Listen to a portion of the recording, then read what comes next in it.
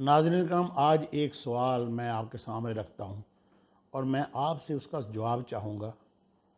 सवाल ये है कि पाकिस्तान में ये जो जनूबी पंजाब है, यहाँ के सियासतदान ख़ास तौर पे और इंटीरियर सिंध के, बलूचिस्तान के सियासतदान क्यों हुकूमत में हर सूरत में रहना चाहते हैं, क्यों उन्हें अपोजिशन में रहना कबूल नहीं। आखिर क्या वजह है कि वो अपनी वफ़ादारियाँ हमेशा से तब्दील करते आए हैं और हर उस पार्टी के साथ शामिल क्यों होते हैं जिन्होंने इक़्तिदार में आना होता है। ये कोई 2, 4, 10, 20 साल का किस्सा नहीं, ये सदियों का किस्सा है। इनका ये फार्मूला है और इनका ये बिलीव है कि किसी एक हुक्मरान के पांव पकड़ लो, किसी एक हुक्मरान के, किसी एक ताकतवर के कदमों पे झुक जाओ, सजदा कर दो और उसके बाद हज़ारों को अपने कदमों में झुका लो। इनका ये असूल है, किसी एक को पकड़ लो और बाकी सब को जो है वो जकड़ लो। ये थ्योरी चल रही है। और जब अंग्रेज़ ने इस खित्ते में हुकूमत की, जब उन्होंने मुग़लों को शिकस्त दी, उसके बाद अंग्रेज़ ने यहाँ पे अपने, जैसे मैंने पिछली एक अपना वीडियो में कहा कि अमेरिका गद्दार तलाश करता है दूसरे मुल्कों में और उन्हें प्रमोट करता है और अपने मुल्क में गद्दार तलाश करके उनको मार देता है, उनको ख़त्म कर देता है। तो अंग्रेज़ ने राइट फ्रॉम 1857 जंग आज़ादी के बाद से उसने यहाँ पे अपने हामी, अपने गद्दार तलाश करने शुरू कर दिए और वो नस्ल दर नस्ल आज भी उन्हीं के लिए काम करते हुए नज़र आते हैं। मैं यहाँ, मेरे पास दर्जनों सैकड़ों मिसालें मौजूद हैं कि हुकूमत में रहना इनकी मजबूरी है। ये हर सूरत में, क्योंकि इन्होंने थाने की सियासत करनी है, इन्होंने कचहरी की सियासत करनी है, इन्होंने जुल्म की सियासत करनी है, इन्होंने झूठे मुकदमात की सियासत करनी है, इन्होंने लोगों को उलझाओ की सियासत करनी है, इन्होंने सुलझाओ की सियासत नहीं करनी, इन्होंने खिदमत की सियासत नहीं करनी। मेरे पास एक केस आता है, एक बंदा, नौजवान, एक बारिश, वो 3 लाख रुपया किसी से सूद लेता है, 22 लाख रुपया अदा करता है, 8 महीने जेल में रहता है और इसके बावजूद अभी भी वो उससे पैसे मांगे जा रहे हैं कि इतने पैसे दो वरना तुम्हारी ज़मीन के कागजात वापस नहीं मिलेंगे। और जब मैंने तहकीकात करवाई उसका केस, इनको, ये जो सूदखोर हैं, इनको इनकी सहूलतकारी अरकान असम्बली करते हैं, पुलिस करती है, अदालत के निचले दर्जे के अहलकार करते हैं।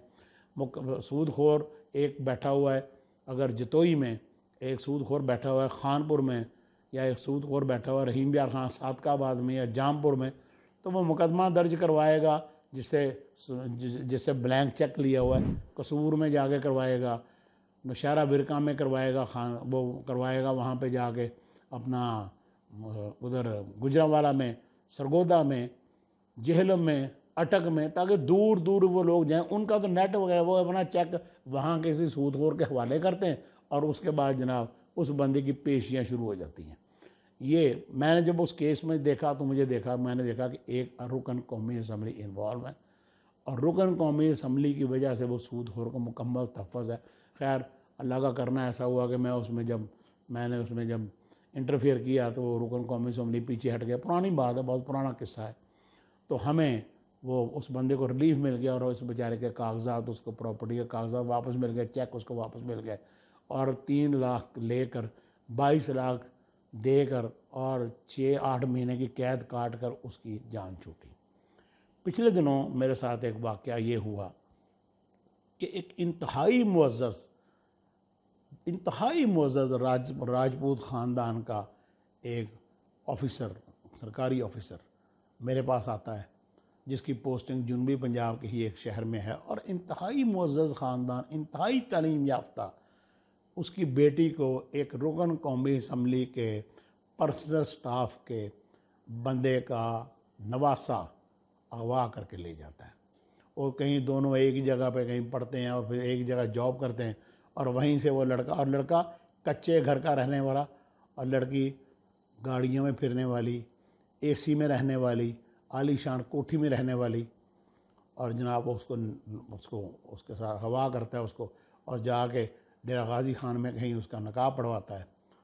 और मेरे पास जब वो, अब ये ऐसा केस होता है, इज़्ज़तदार आदमी किसी से बात भी नहीं कर सकता, वो किसी जानने वाले के तवस्सुत से वो मेरे पास आए तो मैंने जब बात सुनी, और वो बाप मैं आपको बता नहीं सकता कि वाकई कहते हैं ना कि अल माल वल बनून ज़ीनतुल हयात दुनिया, जहाँ कहा जाता है कि औलाद और बच्चे जो दुनिया की जीनत है, तो वहाँ आजमाइश भी कहा गया औलाद को, वहाँ दौलत को आजमाइश भी कहा गया।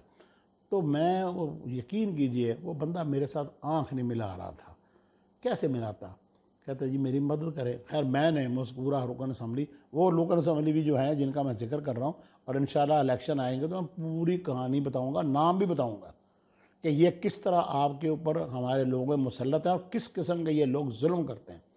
वो पाकिस्तान से बाहर थे, मैंने व्हाट्सएप पे उन्हें कॉल की, मैंने उन्हें सारी बात बताई, और मैंने कहा कि जो लड़का लड़की को अगवा करके लेके गया है, जिसने नकाब डाला है, और ये आपके एक टेलीफोन की मार है। आप एक टेलीफोन करोगे लड़की वापस हो जाएगी, और आप सिर्फ ये करो लड़की वापस करवा दो, मैं अस्टाम लिख के देता हूँ कि उनकी और भी बेटियाँ हैं, उनके बेटे हैं, उनका बड़ा ख़ानदान है, वो इज़्ज़त के साथ लड़की को रुखसत कर देंगे, बात ख़त्म हो जाएगी। 4 बंदे आएँ और रुखसती ले जाए। मुझे बताएं इसमें मैंने कौन सी अनोखी बात कही? तो मुझे वो रुकन कौमी असम्बली कहने लगे, मियाँ साहब आपकी बात बहुत जेन्युइन है, ये समझे हो गया, मैं फ़लाँ तारीख को पाकिस्तान पहुँच रहा हूँ और हो गया, आप तैयारी करें, और निकाह तो हो ही चुका है, उसी को तस्लीम करें, और उसके बाद वो लड़की आएगी और 2 दिन बाद आप ही के रुखसत हो जाएगी। फिर इस पे भी वो ना आए। फिर मैंने कहा अच्छा जी साथ ही लेके घंटा पहले आ जाएं और साथ ही लेके चले जाएं। वो लड़की का बाप कहता है मेरी इज्जत बच जाए। अब होता क्या है जी, 3 दिन के बाद वो रुकन असम्बली जो है वो पाकिस्तान पहुंच जाते हैं, और पाकिस्तान पहुंच जाते हैं, और जो लड़का मैंने पहले आपको बताया कि अगवा करने वाला कौन है, उनका तीसरे नहीं 30वें दर्जे के मुलाजम का पोता, उनके ख़ानदानी जो उनका नौकर, उनका मुंशीज के भी जो गए गुजरे, उनका पोता, और कच्चे घर में रहने वाला जिनके, और जिसका बाप ख्वांचा फरोश था, रेड़ी लगाता था, और उसका दादा क्या था, उसका दादा जो उसका नाना वो मज़कूरा रुकन असम्बली के पास मुलाजम था। अब जब वो लड़की मैंने कहा ऐसे आपसे मिलवा देते, मैं उनके घर पहुंचा। आप यकीन कीजिए रुकन कौमी असम्बली के घर में उस लड़की से मिला, वो लड़का सामने नहीं आया जो अगवा करके लेके गया था, मेरी उस लड़की से मुज़ाकरात हुए, और मैंने फिर मज़कूरा रुकन असम्बली को किस तरह बदलते देखा, और किस तरह मैंने उनकी आंखों में जो पढ़ा, जो मैंने उनके चेहरे की खबासत देखी, मैं खबासत का लफ्ज़ यूज़ कर रहा हूँ, मैं कभी ना कभी ज़रूर इंशाल्लाह बताऊँगा। किस्सा मुख्तसर, कहने लगे ये सामने बैठी है जी, जाना चाहती है तो चली जाए, इसकी जान को ख़तरा है। मैंने कहा मैं हर तरह की गारंटी देता हूँ। उनका वालिद बाहर गाड़ी में बैठा है, उनकी माँ बाहर गाड़ी में, उन्होंने अपने दुपट्टे उतार के उनके पाँव में रखे। तो मैं तो खैर उठ के आ गया, मुझसे तो बर्दाश्त ना हुआ।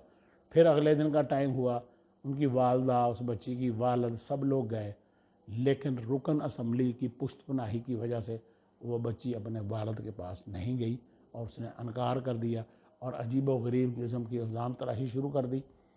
और फिर क्या होता है आप ज़रा गौर फरमाइए।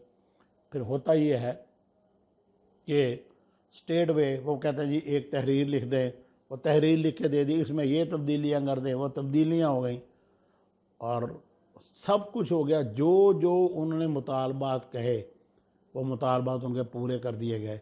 इसके बावजूद वही रुकन असम्बली जब मुझे बाहर से फ़ोन कर कहते थे कि मैं जो ही पाकिस्तान में पहुंचा ये लड़की वापस हो जाएगी, हम इज़्ज़तदार लोग हैं, हम बेटियों वाले हैं, हमें बेटियों की इज़्ज़त का पता है, हमें बेटियों की हुर्मत का पता है।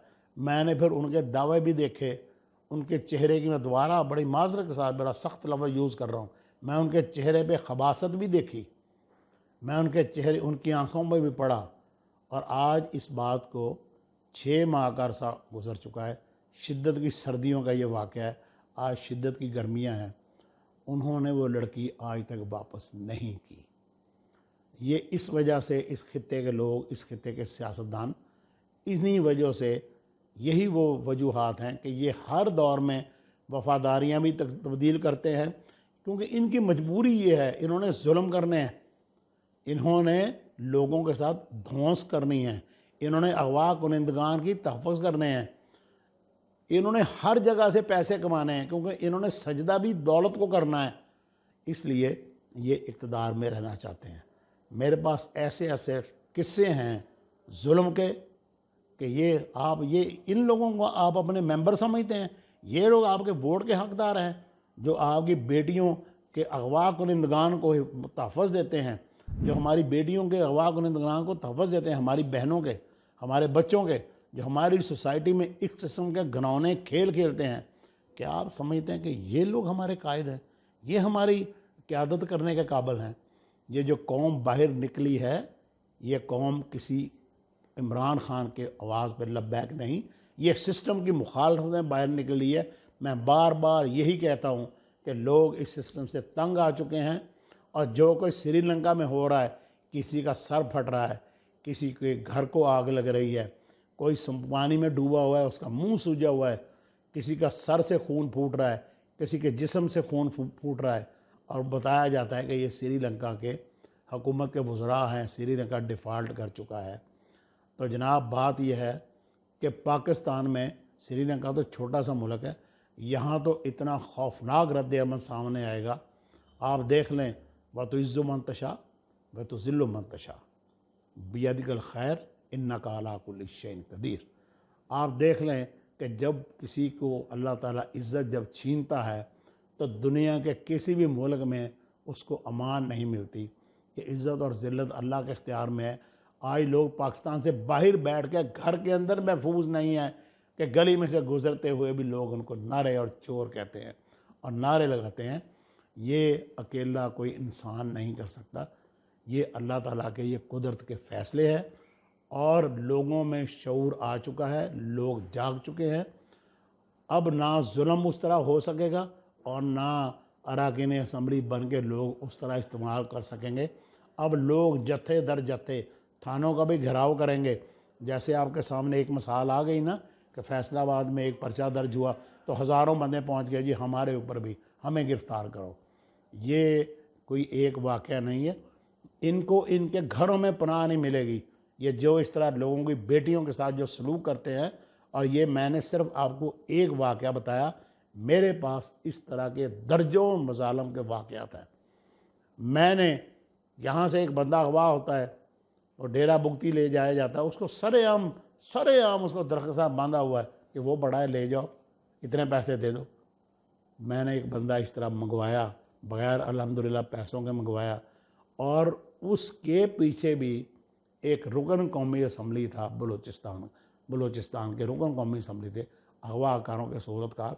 और मैं इस स्क्रीन के तवज्जो से मैं आज भी एक साबिक़ रुकन कौमी असम्बली मुल्तान से सैयद तनवीरुल हसन गिलानी, मैं आज भी उनका मशकूर हूँ कि उन्होंने जिस तरह मुदाखलत करके ज़ाती दिलचस्पी लेके उस बंदे को रहा करवाया था।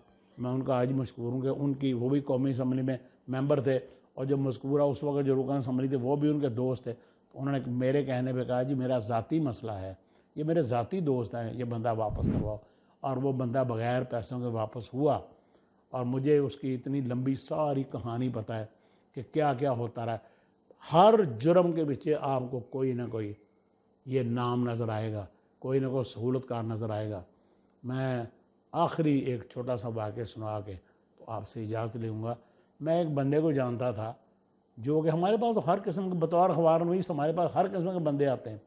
तो मैंने एक बंदे को देखा कि वो कभी किसी थाने में पकड़ा हुआ है, कुछ कब्ज़े के इल्ज़ाम में, कुछ चोरी के इल्ज़ाम में, मुख्तलिफ इल्ज़ाम, उसकी ना रिमांड पर ही रहता था। तो एक दिन मैंने उसको देखा, उसने बड़े कलफ लगे कपड़े पहने हुए, बड़ी कीमती गाड़ी में से उतरा। तो मैंने उसको बुलाया, मैंने कहा ये तब्दीली कैसे आ गई? तो बड़ा खुश कहने लगा, जी सर मैंने अपना घर बना लिया है 10 मरले का, मैंने सारा घर फर्निश्ड कर लिया है, मैंने, ये गाड़ी मेरी नहीं है, ये तो मेरे अपना जो है जिनके साथ मैं काम करता हूँ उनकी गाड़ी है। तो मैं तो अपनी, मेरी गाड़ी नहीं है, लेकिन मैंने छोटी गाड़ी मैंने ख़रीद ली है, बच्चे अच्छे स्कूलों में पढ़ रहे हैं। मैंने कहा काम क्या कर रहे? कहते जी पहले अपने तौर पे हम ये छोटे मोटी कार्रवाइयाँ डालते थे, कहीं ज़मीन के कागजात बना लिया, कब्ज़ा कर लिया, तो ज़्यादातर पुलिस ही खा जाती थी। फिर उसने एक बड़े मरूफ रुकन कौमी असम्बली का नाम लिया जिनका ताल्लुक जनूबी पंजाब से नहीं है, अपर पंजाब से है। उसने कहा जी मैं उनके साथ होता हूँ, उन्हीं के लिए काम करता हूँ, पैसे पहले से ज़्यादा बेहतर मिल जाते हैं, और वही थाने जो हमें लटा कर ज़मीन पे छितर मारा करते थे, वही थानेदार आज हमें कुर्सी पे बिठा के चाय पिलाते हैं, और हम उन्हीं थानों में इज़्ज़त के साथ जाते हैं जहाँ हम हथकड़ियाँ हाथों में लगा के हमें घसीट के ले जाया जाता था। और रुकन असम्बली हैं, हमारा सब कुछ वो संभालते हैं, वही देखते हैं, और मैं तो बड़ा सुकून में हूँ। तो ये वो हालात हैं जिनकी वजह से इलेक्शनों पे करोड़ों रुपया खर्च किया जाता है और फिर अरबों बनाया जाता है। अल्लाह आपको अपने हिफ्ज़-ओ-अमान में रखे। खुदा हाफ़िज़।